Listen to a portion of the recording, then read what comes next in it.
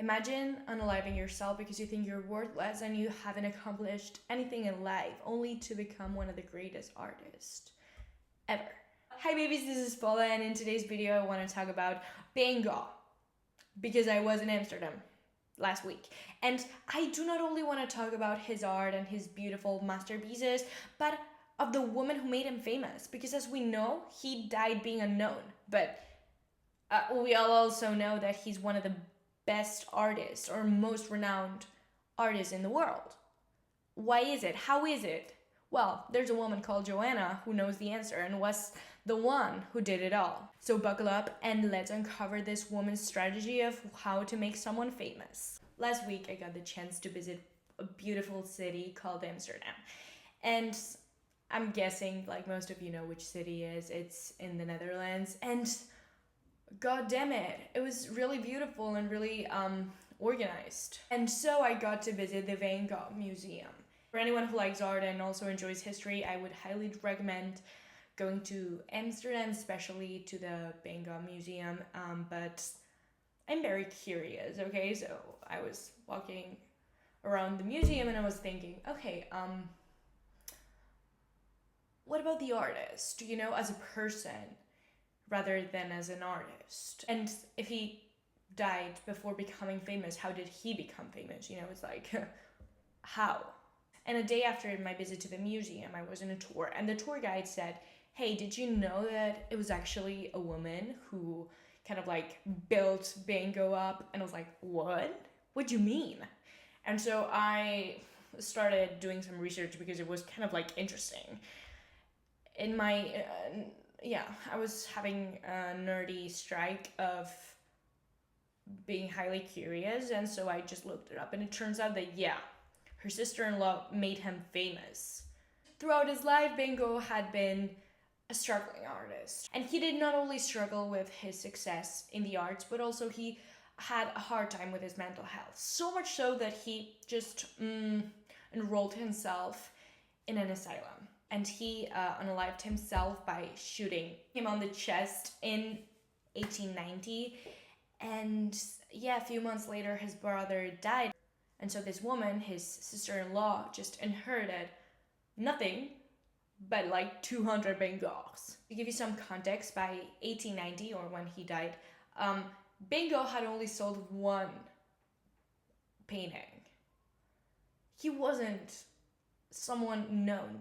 As a matter of fact, he was viewed as someone who wasn't that good and whose style wasn't good enough for the standards of the era. Because, in case you don't know, which I think you do, his style is very post-impressionism and it has a lot of color on it. At that time, his paintings weren't seen as good enough. So as I've said, the woman just inherited paintings. No money, no anything, just paintings. And they weren't even her husband's. They were her brother-in-law's. So she was like, hey, what the fuck am I supposed to do with that? And so Johanna, the protagonist of today's story, the business genius that she was, decided to sell the paintings and make Vincent become someone, because she knew how much Theo, her now dead husband, loved Vincent and wanted him to succeed. And also she believed in Vincent's mastery in art. She knew how to market it. Johanna recognized that Van Gogh had a lot of potential because she was a very smart woman, and so she contacted the people Theo knew in the art world, and she strategically sold and lended some art pieces. Bear in mind, she did not lend all of them at once. It was just gradually she was releasing them to play with scarcity, and because it was a scarce asset, the perceived value would be higher, therefore the demand would be higher because the supply was lower, and it was a valuable asset. Economics 101.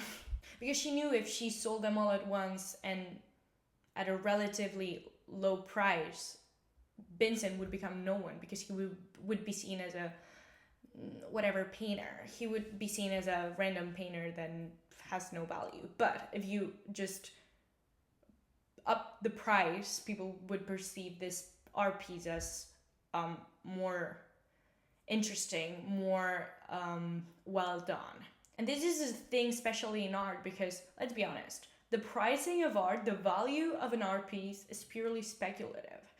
And it has a lot to do with the name of the artist and the character surrounding the artist. So Johanna decided to develop a character for Van Gogh. And how do you build a character? Well, she had to dive deep into the world of his brother-in-law. So she started looking at his things and she found a lot of letters.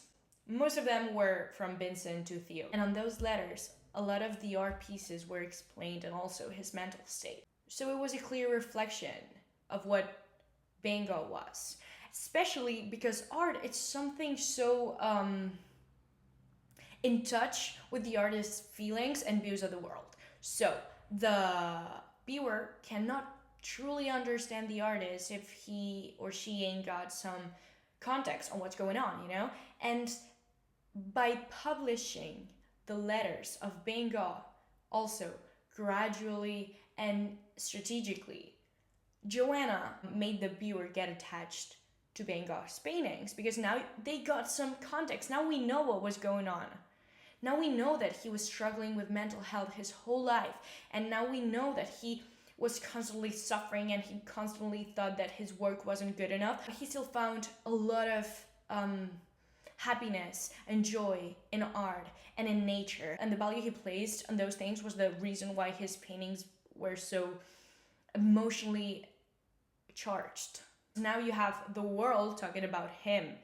They don't care if it's good, they don't care if it's bad, but now you have a background knowledge. And once you have the background knowledge, you can understand and you will talk more. Now, the world was talking about Van Gogh because they had context. And so Van Gogh wasn't just a mysterious painting, but rather a historical figure.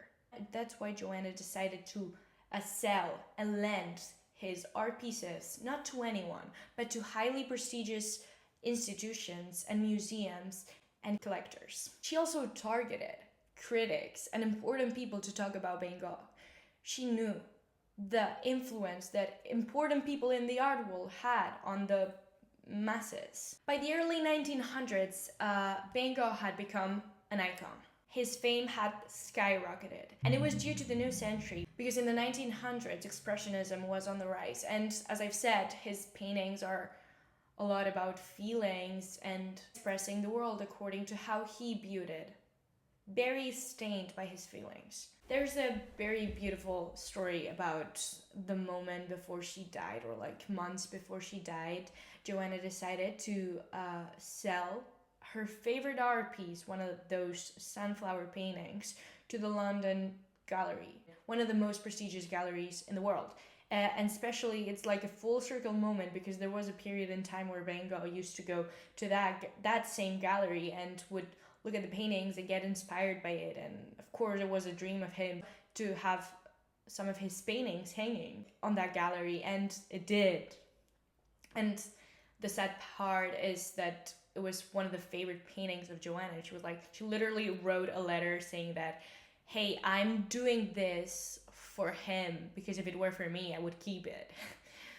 So yeah, and a few months later she died, and his son, Vincent van Gogh II, was the one who made the Van Gogh Foundation and the Van Gogh Museum in Amsterdam, and thanks to them, I got to see his paintings in the Van Gogh Museum in Amsterdam, and it's so emotive. Like, his art is so emotive. I entered the museum thinking that his art was overrated because I didn't see his art as that detailed or highly polished, but it turns out that that's not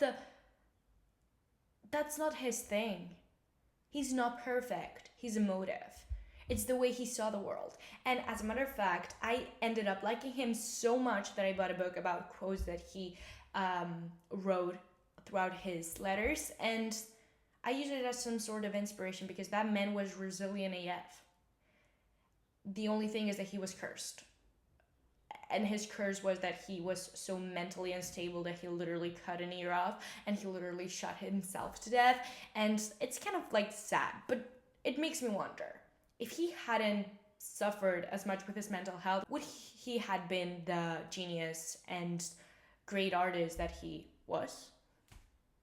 Just like, I'm gonna leave this question for you guys. I hope you enjoyed this video about how Van Gogh became famous, not by him, but rather by his sister-in-law, who exhaustingly worked to make him a household name. And she did not only succeed, but she nailed it. So yeah, I hope you have a nice week. And if you want to know more about background stories of painters, artists, and how it's also associated with other issues in our society, just keep tuning. Bye!